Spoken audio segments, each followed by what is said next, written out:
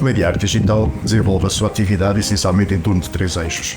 O primeiro relaciona-se diretamente com o doutoramento em Mediar Digital, uma vez que todos os investigadores que estão na gênese do grupo são também docentes do próprio doutoramento.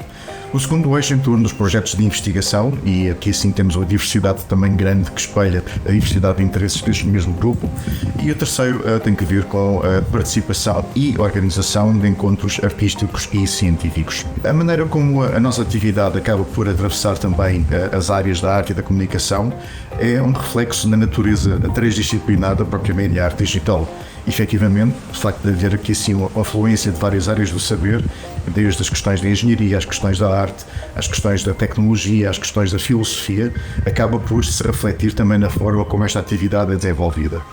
E por outro lado, uma vez que muitos dos projetos têm também um cariz artivista, podemos dizer que nós praticamente endereçamos muitas áreas que têm impacto social e, portanto, não é de estranhar esta natureza transdisciplinar aqui refletida.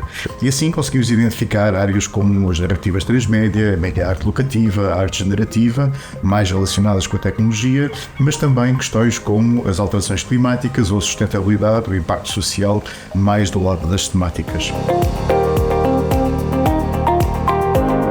Os projetos de investigação que estão neste momento em curso e projetos financiados, entenda-se, são essencialmente 3 neste momento. Um deles, o SciPets, é um projeto com financiamento nacional da DFCT e que visa estabelecer as bases de um modelo pedagógico para o ensino da ciberperformance.